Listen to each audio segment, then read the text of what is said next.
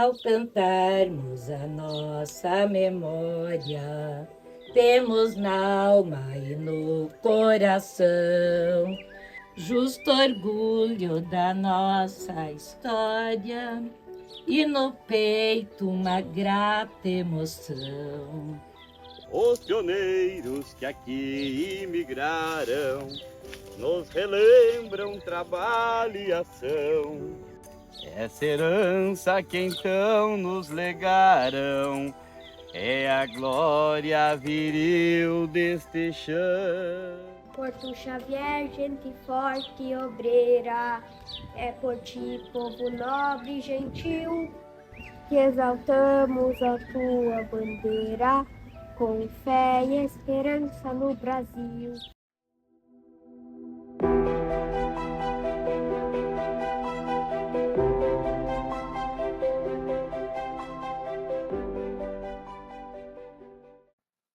Os primitivos habitantes do território, hoje do município de Porto Xavier, eram os índios das tribos do Guaranis.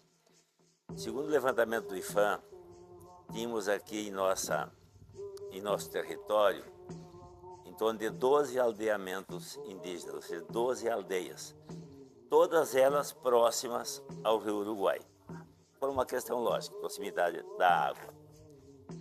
Esse processo teve uma interrupção, foi interrompido com a vinda dos jesuítas para esta região.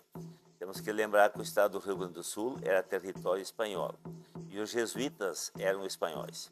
Eles vieram, primeiro se instalaram em Asunción, no Paraguai, e de lá começaram a fazer o processo de catequização dos índios, porque no Estatuto da Companhia de Jesus, que deu origem aos jesuítas, que a finalidade da igreja é sair pelo mundo, pregar o evangelho. As primeiras traduções foram do lado na margem direita do rio Paraná, hoje é território do Paraguai, lá tinham 8. Depois, entre o rio Uruguai e o rio Paraná, que hoje é território de Misiones, na Argentina, 15. E, finalmente, eles atravessaram o rio Uruguai e ingressaram no território do Rio Grande do Sul, que era, pelo Tratado de Tordesilhas, área espanhola. Foram 2 fases. Só se fala nos 7 povos. Essa é a segunda fase. São Francisco Xavier foi uma redução fundada em 1629, portanto, na primeira fase, Amando de Roque González, para homenagear o padre Francisco Xavier, que junto com Inácio de Loyola foram os fundadores da Companhia de Jesus. Ao contrário do que muitos pensam, Francisco Xavier nunca esteve em nossa região. Em 1609, ele foi canonizado como santo da Igreja Católica.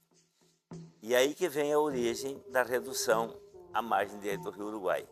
Do lado de cá, à margem esquerda do Rio Uruguai, no território onde está o município de Porto Xavier, que era a estância jesuítica de São Francisco Xavier. Do lado de cá, na margem esquerda, haviam muitos campos. Na margem direita, onde estava a redução, que hoje é a cidade de São Xavier, era uma região de mata, haviam poucos campos. E os jesuítas precisavam da criação de gado para alimentar os índios, cuja base da cadeia alimentar era a carne. Por que teve uma segunda fase? Houve um momento em que os bandeirantes invadiram essa região das reduções no estado do Rio Grande do Sul, destruíram tudo e levaram toda a força de trabalho, homens e mulheres, jovens inclusive, a partir de 14 anos mais ou menos, até os 60 anos, como escravos para as lavouras paulistas, e incendiaram as reduções. Os que puderam fugiram para o mato, e outros atravessavam o rio Uruguai e passavam para a outra margem do rio, e os jesuítas a mesma coisa. Depois de passado esse momento em que foi tudo destruído que aqui havia, e os índios se refugiaram, e os jesuítas, na margem direita do rio Uruguai, lá os povos cresceram rapidamente, e eram 15 reduções, entre elas São Francisco Xavier. A estância jesuítica era tão importante quanto a própria redução. Cada redução tinha 1, 2, 3, até 4 estâncias jesuíticas. E por isso que acabou sendo colonizado todo o estado do Rio Grande do Sul na segunda fase. Em 1641 houve um episódio muito importante, que foi a Batalha de Ambororé. Os bandeirantes tentaram voltar.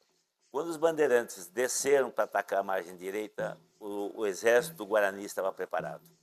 Haviam 4.500 índios preparados para a guerra, e os invasores eram em torno de 2.700, que vieram descendo pelo Rio Uruguai. O epicentro desse episódio foi a região de Panambi, na Argentina, e Veracruz, aqui do lado do Brasil. A história registra que após essa batalha, nunca mais os bandeirantes incomodaram os índios guaranis e tampouco as reduções jesuíticas. Quando estavam muito desenvolvidas na margem direita do Rio Uruguai, eles se sentiram seguros para voltarem a ocupar a margem esquerda do Rio Uruguai. Foi aí que nasceram os Sete Povos. E esta foi a grande fase em que realmente houve um grande desenvolvimento em todos os sentidos, tanto na indústria, foi considerado por alguns escritores o primeiro estado industrial das Américas. Esse foi o apogeu, que durou em torno de 150 anos, e a instância jesuítica de São Francisco Xavier continuava, cada vez mais forte, cada vez mais pujante, cada vez mais desenvolvida, e com uma linha de produção muito grande para sustentar as reduções. Fala-se em mais de 5.000 cabeças de bovinos que tinham nessa instância jesuítica. São os historiadores que falam. Com o Tratado de Madrid, de 1750, por que houve o Tratado de Madrid? Porque haviam dúvidas de quem são as terras. O Visconde do Rio Branco, que defendia o Brasil, ele introduziu um princípio, em latim, utu possudetis, que significa a terra pertence a quem primeiro ocupou. Quem primeiro ocupou o Rio Grande do Sul? Os espanhóis, através dos jesuítas. Quem ocupou primeiro o Uruguai? Os portugueses, colônia do Sacramento.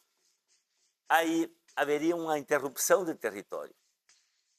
Para não haver uma interrupção de território, no Tratado de 1750, eles decidiram que o Rio Grande do Sul ficaria com os portugueses e o território do Uruguai ficaria com os espanhóis. Mas os índios não aceitaram. Os índios, os nativos já civilizados e catequizados, evangelizados, eram cidadãos espanhóis e pagavam tributo. E eles não aceitaram passar a ser dominados pelos portugueses. E aí surgiu a Guerra Guaranítica. Se uniram os exércitos de Portugal e Espanha com armas de fogo e vieram atacar os nossos índios aqui. E esse episódio é conhecido como Guerra Guaranítica. Houve uma dizimação total, uma derrota total dos índios que tentaram resistir. Os demais já haviam fugido. Todos se refugiaram à margem direita do Rio Uruguai. E esta região aqui ficou abandonada a partir de 1750 por mais de 100 anos. Os índios foram derrotados e os portugueses demoraram muito tempo para vir a ocupar esta região. E então os primeiros habitantes foram os portugueses, mas mais na região de campo. Aqui na nossa região dos Sete Povos, das Missões, principalmente essa região mais próxima do Uruguai, virou uma imensa floresta e ficou no total abandono. A colonização mesmo se deu a partir do final do século XIX, a partir de 1880, quando o governo do estado do Rio Grande do Sul resolveu colonizar esta região. O que é colonizar? É transformar o território, determinado território, em lotes. E quem comprava essas áreas eram os descendentes de alemães, de poloneses, suecos, bom, enfim, dos povos europeus. Cada linha demarcatória era dado um nome. A primeira a ser aberta é a linha primeira, é essa que parte aqui da cidade em linha reta. Esses lotes eram vendidos a um preço bastante baixo. E esta colônia aqui, que vai do Rio Ijuí ao Comandaí, nas duas margens, se chama Colônia Guarani, porque era a terra dos índios Guarani. Se estendia do Rio Uruguai, entre o Ijuí e o Comandaí, até Santo Ângelo. E haviam vários núcleos dentro complexo dessa colônia. A base era Comandaí, hoje Guarani das Missões. Lá foi colocado como a base da colonização. E então lá tinha um administrador da colônia, que era nomeado pelo governador. Ele tinha poder de polícia também. Então os administradores, eles tinham uma força muito grande, porque eles eram nomeados pelo governador para administrar tanto a venda dos lotes, como também a locação para quem vender, determinar para quem entregar. Bom, quem eram esses colonos? Eram imigrantes europeus que vieram para cá? Não. A maioria desses colonos, desses colonizadores, vieram os alemães, da região de Lajeado, Estrela, São Sebastião do Caí, Feliz, até São Leopoldo, vieram desta região. Já os italianos vieram da região da Serra. Os descendentes dos colonos eram intimados praticamente, eles eram seduzidos ou induzidos, vamos usar essa expressão, a ocupar novas terras. Como veio a notícia dessa colônia Guarani, então eles vieram de lá para compravam os lotes aqui e vieram de lá. Como eles vieram? Esta viagem daquelas regiões que eu falei até aqui durava em torno de 90 dias. Porque como não haviam estradas, também não haviam pontes. Era uma verdadeira epopeia. Houveram também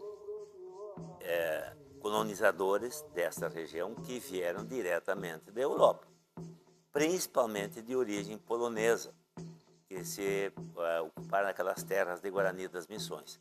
Suecos também tem alguns que vieram da Suécia. Mas quando eles chegavam, eles tinham que chegar na sede da administração, que era em Comandaí, hoje Guarani das Missões. Daí o administrador os enviava para o núcleo onde eles haviam escolhido o lote. No nosso caso aqui, Porto Xavier, Porto Lucena, era o núcleo Uruguai. E havia muita promessa de auxílio do governo, mas isso não se cumpriu.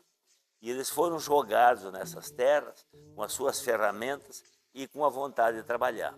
Mas o processo de colonização continuou.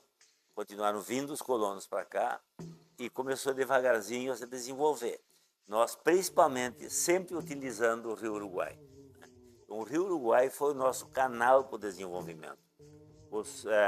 A cana-de-açúcar que havia aqui, que os colonos encontraram, era ainda do tempo dos índios. Os ervais ainda do tempo dos jesuítas. Então, esses colonos faziam os carijos, colhiam a erva e faziam erva mate aqui na linha dupla, na linha primeira, em todos os locais haviam os soques de erva, tudo feito de uma forma bem artesanal. E da cana-de-açúcar, então começaram a fazer a cachaça, os alambiques se desenvolveram, faziam a rapadura, o açúcar mascavo, tudo isso era mandado pelo Rio Uruguai. Então houve um desenvolvimento até que em 1888, ainda no período imperial, foi um decreto imperial que transformou, que criou o quarto distrito do município de São Luís Gonzaga. São Francisco Xavier era o nome. E Porto Xavier foi elevado à categoria de vila. Depois, 1921, 26, nesse período, foi feito o desenho da vila, as ruas, as quadras, como se encontra hoje a parte mais central. Com a criação do distrito, obviamente, que a coisa começou a desenvolver cada vez mais. E cada vez mais vinha gente para Porto Xavier também, ocupando essas terras, e também o comércio começou a se desenvolver. O comércio começou a absorver os produtos e começou a enviá-los para fora. Esse, então, é o episódio de Porto Xavier, com sua colonização e até a criação do distrito. A partir daí, começa um segundo momento na nossa história. Depois de nós passarmos um bom tempo com São Luís Gonzaga, ocorreu a emancipação de Cerro Largo. E aí Porto Xavier passou a pertencer ao município de Cerro Largo. Então nós éramos distrito do município de Cerro Largo. E o distrito se desenvolvia, e principalmente a vila, cada vez mais. As estradas foram melhorando. as coisas começaram a acontecer devagarinho aqui no nosso município, no nosso distrito, e aí surge, uns 10 anos após esse desmembramento de São Luís para Cerro Largo, começa a surgir a ideia da emancipação. Em 63, então, criou-se a Comissão de Emancipação. Para emancipar o município havia alguns critérios, e um deles era a área territorial. Roque Gonzales não tinha área territorial suficiente, nem São Paulo das Missões. Porto Xavier tinha sobrando. Mas você conquistava a área com as assinaturas dos moradores. Resultado, emancipamos Porto Xavier, conseguimos emancipar. Mas ficamos com 260 quilômetros quadrados. E nós tínhamos 512. A lei de emancipação saiu em 6 de janeiro de 1966 e o município, a prefeitura, foi instalada em 15 de maio de 1966, em pleno regime militar. Como era a área de segurança, por ser fronteira, os prefeitos eram nomeados, mas quem escolhia a lista tríplice era o partido local que fazia parte do governo, no caso, Arena. Com a emancipação, então, a coisa começou a crescer. Vieram mais órgãos públicos, a prefeitura começou a adquirir máquinas, melhorou-se as condições urbanas, a condição rural, melhorou as estradas e devagarzinho as coisas foram melhorando em Porto Xavier. Com o final do mandato do presidente Figueiredo, em 1985, também extinguiu-se as áreas de segurança nacional e passou a haver eleições nesses municípios.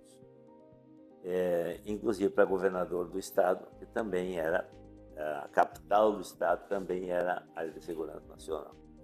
E aí nós elegemos o primeiro prefeito.